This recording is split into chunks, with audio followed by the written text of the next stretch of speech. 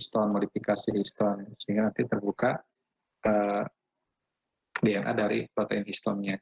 Itu bisa diakses ya oleh enzim RA polimerase, yang RA polimerase sendiri dibantu oleh beberapa protein yang tadi yang di bab 26 ya. Ini sangat kompleks gitu. Nah, ini fiturnya membedakan antara regulasi pada prokariot dengan kariot ya. Akses promotor pada terhalang oleh kromatin yang tadi saya sampaikan. Regulatif positif dominan pada eukariot ya. Protein regulator transkriptor lebih kompleks ya. Dan yang tidak bahas dalam tritopan operon itu adalah tidak ditemukan pada eukariot ya. Diregulasi pada tingkat transkripsi dan translasi. Di eukariot itu ya terpisah karena memiliki membran inti sel. Kalau di prokariot karena ada nukleid ya yang tidak memiliki membran inti sel, sehingga sistem transkripsi translasi berjalan secara simultan ya, sehingga ditemukan ada regulasi atenuasi atau di tingkat transkripsi dan translasi. Itu menjadi poin perbedaan pada prokariot ya dengan eukariot ya. Nah, kromatin sendiri itu pada sistem eukariot itu ada yang berbentuk heterokromatin itu dalam keadaan tidak aktif ya, berarti dalam tertutup ya, sehingga nanti harus diaktifkan. Nah, ini dalam bentuk eukromatin ya. Dia ada kromatin, ada eukromatin. Jadi bisa diaktifkan pada beberapa gen tertentu untuk nanti ditranskripsi. Nah, kromatin aktif ini harus dalam keadaan terbuka ya secara struktur. Nah, sehingga nanti harus ada modifikasi. Nah, salah satu modifikasinya dengan modifikasi histon, yaitu pada residu asam amino lisin dan arginin itu bisa dimetilasi atau diasetilasi, sehingga akan mengurangi interaksi lisin arginin terhadap gugus fosfat dari DNA. Ya, sehingga nanti DNA akan terbuka ya. Nah, ini bisa dilihat di bab 24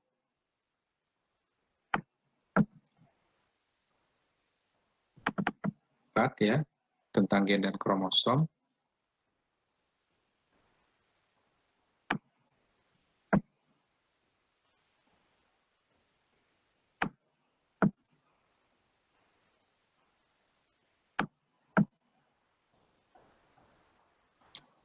Nah, ini ya.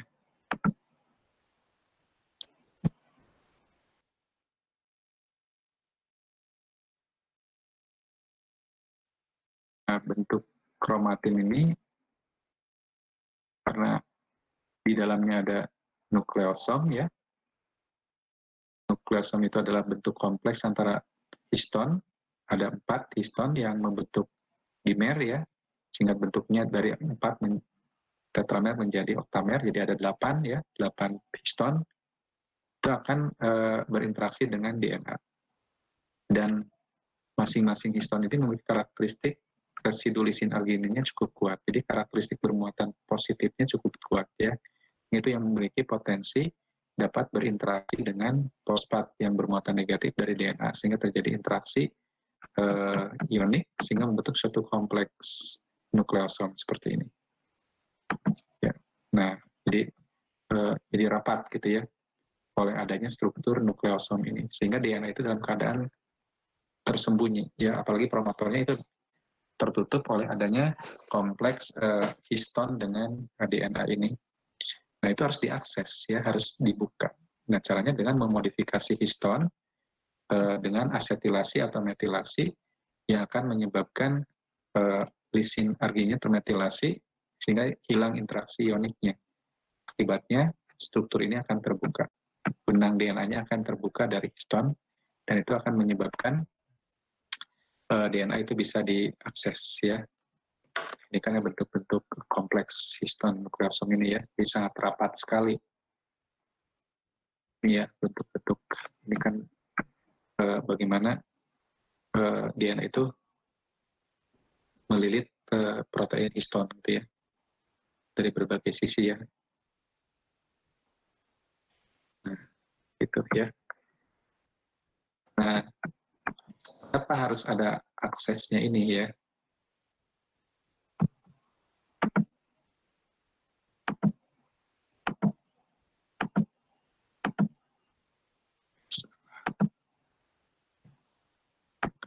kuliah tadi.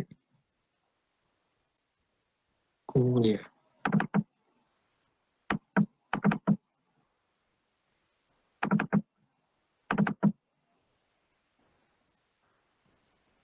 Ada ya. Nah, ini udah ada sepertinya. Nah, jadi gambaran ininya akan seperti ini gitu ya. Nah, ini yang akan disampaikan dalam planning bab 28 itu bagaimana proses ya asetilasi atau deasetilasi yang menyebabkan si nukleosom itu bisa mengalami reposisi gitu ya. Karena ada modifikasi histon pada residu asam amino, lisin dan arginin ya. Jadi dengan adanya asetilasi itu akan menyebabkan struktur DNA itu akan terbuka ya. Sehingga nantinya akan bisa diaktifasi promotornya akan terbuka dan akan berinteraksi dengan enzim merah polimerase yang tadi di bab 26 banyak dibantu oleh beberapa faktor transkripsi inisiasi maupun elongasi ya berkaitan dengan merah polimerase pada sistem eukariot. Nah, di sini juga dalam hal mengaktifkan merah polimerase itu ada faktor transkripsi. Nah, faktor transkripsi juga saya sudah sampaikan waktu di bab 15 juga ya, ada sisi-sisi pengenalan di eukariot banyak sekali ya. Adalah interaksinya atau activator binding site atau enhancer ini adalah tempat berinteraksi dengan faktor transkripsi. Dan faktor transkripsi itu ada suatu sinyal dari suatu ligan atau hormon. Dan itu akan mengaktifkan faktor transkripsi ini untuk berinteraksi dengan enhancer atau activator binding site pada DNA untuk nanti mengaktifkan enzim RNA polimerase. Dan aktivator ini juga butuh adanya koaktivator. Ini banyak sekali ya, kompleksitas koaktivator ya yang memediasi interaksi dengan enzim RNA polimerase. Belum lagi nanti DNA harus looping. Nah, itu ada protein yang terlibat dalam proses looping. Ya. Jadi ini hanya dari berbagai satu sisi ya. Ini sisi tentang bagaimana cara pengaktifan kromosom ya atau melalui reposisi nukleosom dengan modifikasi histon melalui asetilasi. Dan itu sejalan dengan pengaktifan faktor transkripsi dengan diaktifkannya oleh suatu ligan ya ataupun hormon ya. Dan faktor transkripsi disebut dengan reseptor inti ya. Jadi ada reseptor membran kan di permukaan berinteraksi dengan hormon hidrofilik seperti insulin ya, reseptor insulin dengan insulin. Tapi kalau ini adalah reseptor inti itu berinteraksi dengan ligan yang dapat berinteraksi langsung ke dalam sel ya. Nah, jenis-jenis reseptor inti ini banyak ya, ini kelasnya.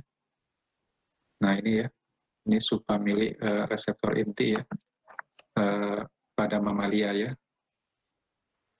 Ya, subfamili berkaitan dengan mammalian nuclear receptors ya. Jadi reseptor inti pada mamalia. Ada kelas 1 sampai kelas oh ya, kemudian nantinya ini ada jenis-jenis reseptornya ya. Ini subtipenya, ini denominasinya ya, namanya yaitu reseptor hormon tiroid, reseptor asam retinoat, reseptor vitamin D, perisisome proliferator activated reseptor atau PIPAR ya, PIPAR alpha, PIPAR beta, PIPAR gamma kan ya. Nah, ini ligannya. Jadi ini akan diaktifkan oleh reseptor hormon tiroid diaktifkan oleh ligan hormon tiroid. Reseptor asam retinoat diaktifkan oleh asam retinoat ya. Nah, ini secara ininya apakah dia dimer, palindrom atau apa itu arahan-arahan dalam jenis interaksi dengan activator binding site-nya. Ada homodimer, ada monomer, ada dimer ya. Itu kaitannya dengan pengaktifan di enhancer atau di activator binding site-nya. Ini adalah disebut dengan reseptor inti ya. Dan ini reseptor inti itu punya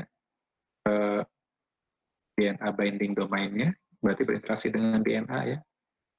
Berinteraksi dengan enhancer atau activator binding site. Kemudian juga berinteraksi dengan LBD, itu ligannya, dengan hormonnya. Ligan binding domain. Jadi pada reseptor inti itu ada LBD, ada DBD. DBD itu ada DNA binding domain. Kalau ini adalah ligan binding domain. Ini bentuknya ada homodimer, ada monomer ya. ada sistem palindrom dan lain sebagainya. Sini berlawanan atau tidak, ini kaitan dengan fermentasinya. Nah, aktivasinya bisa melalui asetilasi maupun deasetilasi.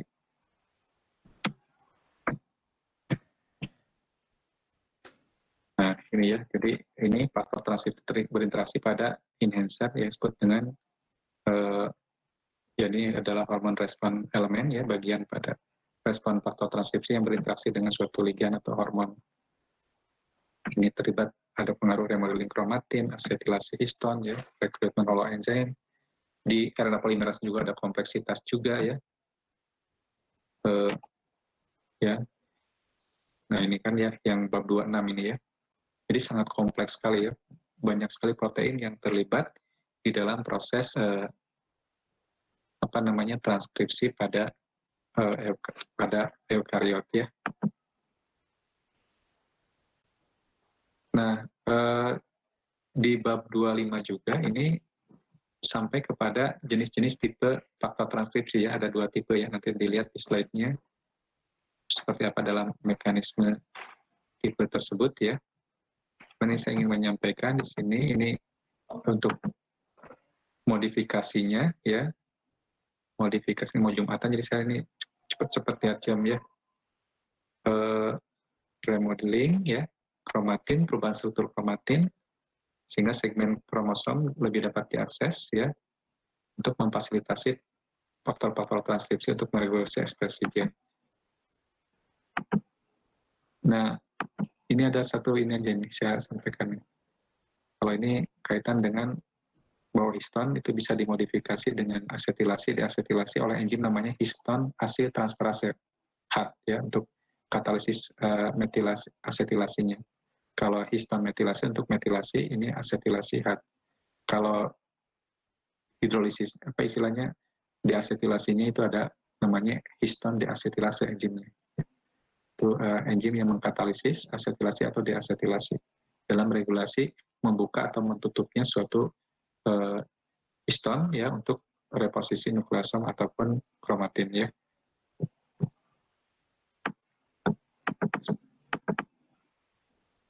Ini sebenarnya gambar ini nggak ada nih model yang diterjemahkan dari bahasanya Lehninger ya.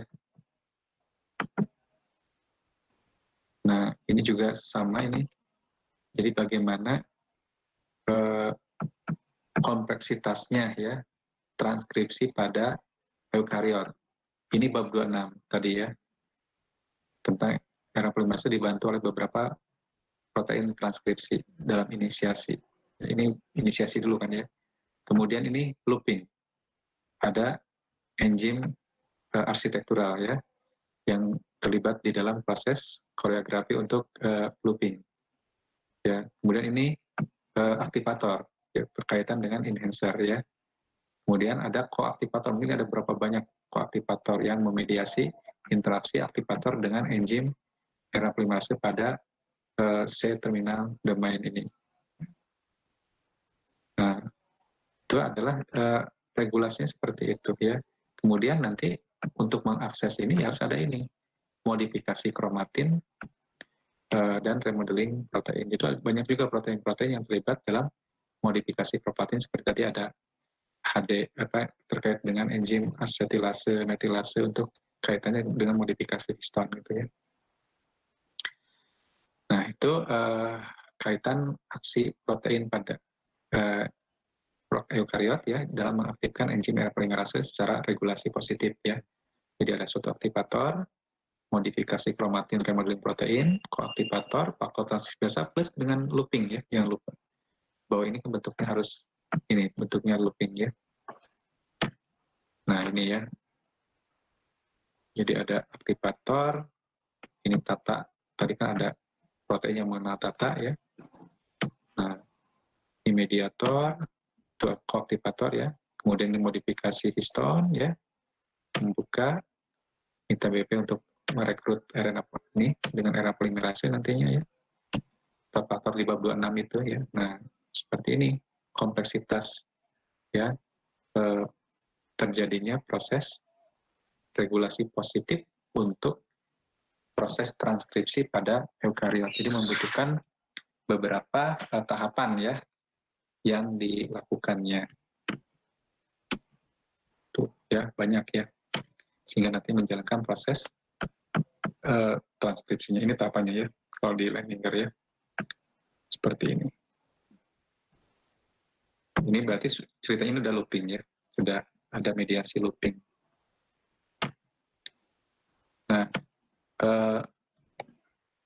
untuk faktor transkripsi juga sangat tergantung aktif tidak aktifnya oleh adanya suatu ligan tadi kan ya, ada hormon. Jadi hormon reseptor inti ini akan diaktifkan oleh adanya suatu ligan.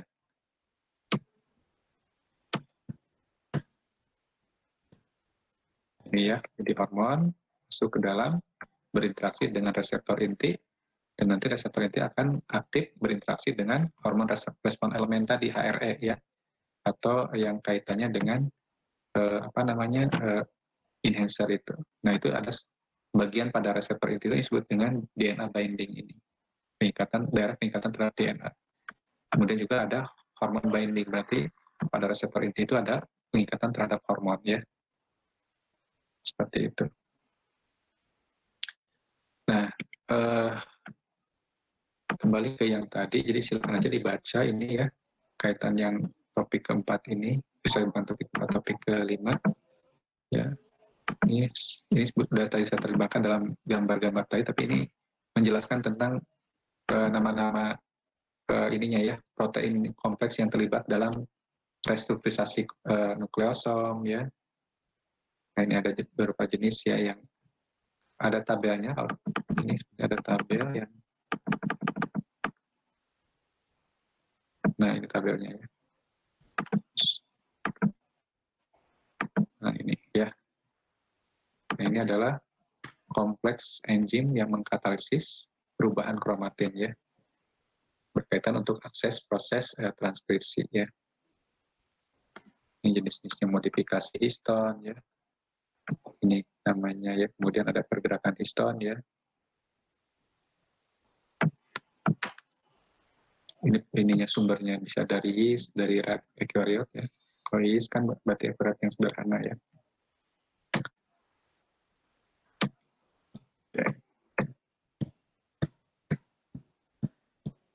Nah, kemudian yang terakhir ini yang penjelasan tentang reseptor inti ya. Reseptor inti itu ada dua jenis, ada tipe 1 ya. Ini berkaitan dengan hormon seksual dan glukokortikoid ya. Ditemukannya di sitoplasma dalam kompleks dengan HSP70 ya. Tapi bila ada suatu ligan atau hormon terikat pada kompleks ini, maka HSP70-nya mengalami disosiasi dan nanti reseptor mengalami dimerisasi. Oke, ini sudah jumatan ya. Silakan dibaca aja nih tipe 1 tipe 2-nya ya. Ini udah